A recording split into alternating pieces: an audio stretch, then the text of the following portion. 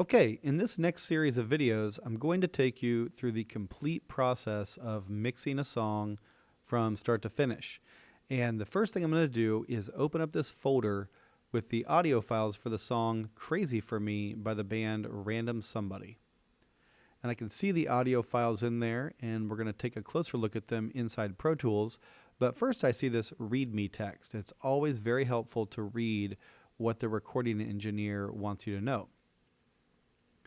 So here is a disclaimer that these tracks can only be used for educational purposes. That's fine. What we're really interested in are these last two lines here. There are 19 wave files, and they are at 24-bit depth, 44.1 kilohertz sample rate, and the tempo is 106. So when we create our Pro Tools session, we're going to make sure that the bit depth is 24 and the sample rate is 44.1, and that way the files won't have to be converted to a different sample rate, which is not bad, but if we can leave it at the native sample rate, that's even better. So let's do that now. I'm going to go to Pro Tools, and I'm going to pull down the File menu and create New. I'm going to call this Large Mix Demo, because that's what this is. I'm going to put today's date in. When you're doing your mixes, you should definitely put your name in the file name. And then I'm going to look down here, and I see that my bit depth is already at 24, but my sample rate is at 48 kilohertz. Now, if I were to drag these files in at 48 kilohertz, it wouldn't be a problem. Pro Tools would convert them, but it would have to make a copy of the audio files, and we don't need that, so I'm going to change this to 44.1 kilohertz to match their native sample rate. I'm saving it to my desktop, and there's our blank session. I'm just going to hit Command A to select everything and drag those in. Even though it grabbed the text edit file, it won't try to import it. And I'm going to make sure that all of the tracks are at the beginning of the session.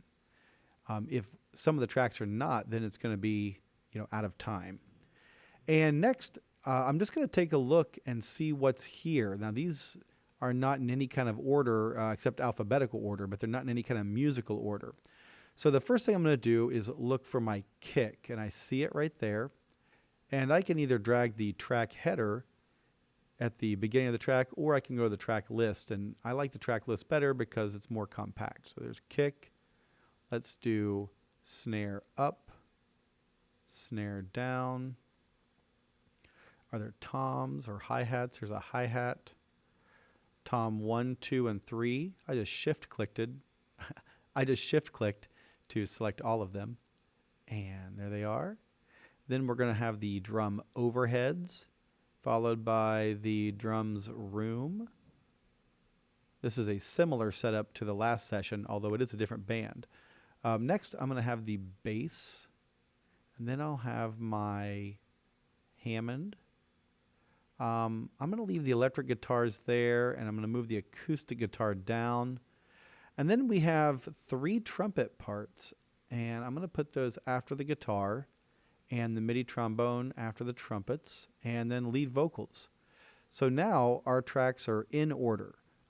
Kick, snare up, snare down, hi-hat, the toms, the overheads, the drums room, bass, organ, all the guitars, all the horns, and then the lead vocal.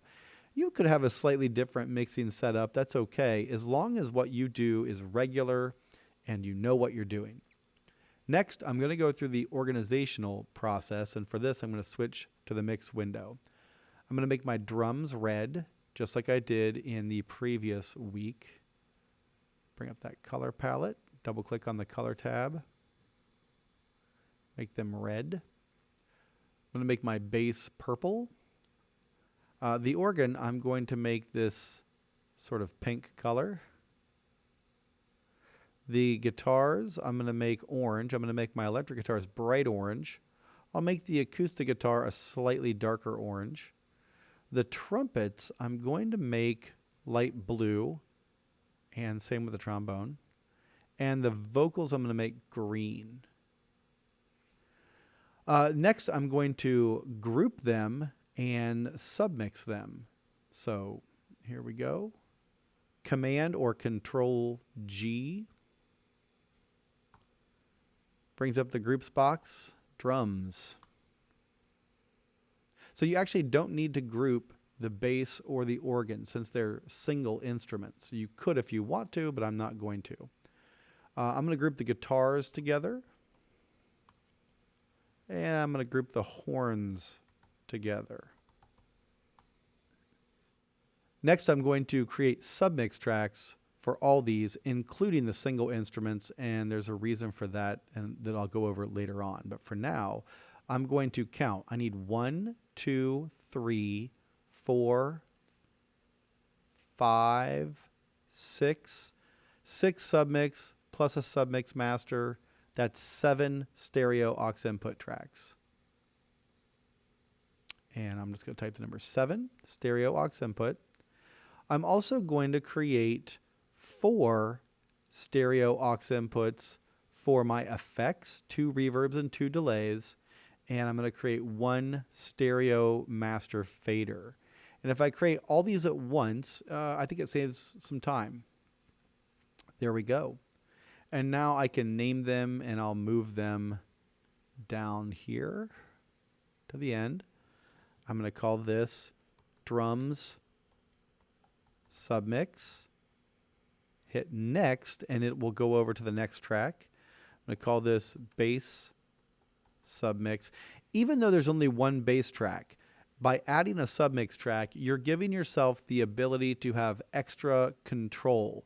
For instance, if you put volume automation on the bass track and then you needed to change the volume level of the whole track, you could do it with this submix fader.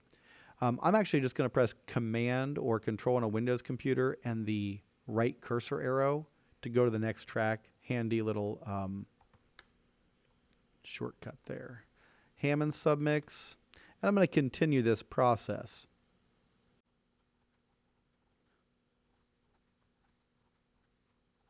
Now that I've created the tracks, I'm going to route them. With everything here selected, I'm going to route these all to the submix master by pressing Shift and Option, or Shift and Alt. Going to the tracks, submix master.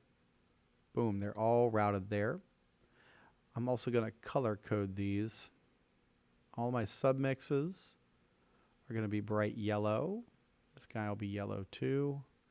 And these effects tracks are going to be this neon color. And then I'm going to move these tracks to their groups. So the drum submix will go down there. Bass.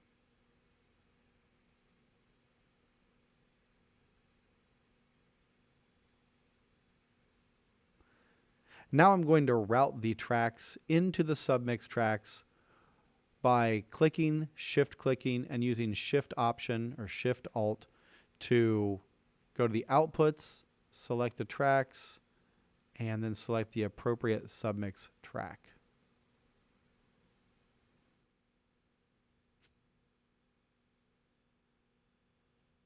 The last thing I'm going to do is solo safe all of my aux tracks by pressing the Command or Control key and clicking on those solo buttons. Every aux track.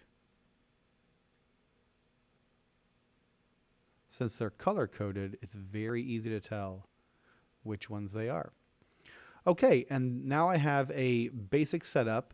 If I want to see more of my meters in the screen than I can do a couple of things. First, I can close the sidebar, but I could also go up to the View menu and choose Narrow Mix.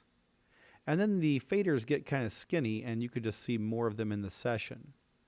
And if you look, I have all of my drums routed into the drum submix, and that's going to the submix master. Bass to bass submix, submix master, and so on. Every kind of track goes into its submix, including the effects tracks are going into the submix master. The submix master goes out channels 1 and 2, and this master fader track sort of sits on that main output bus.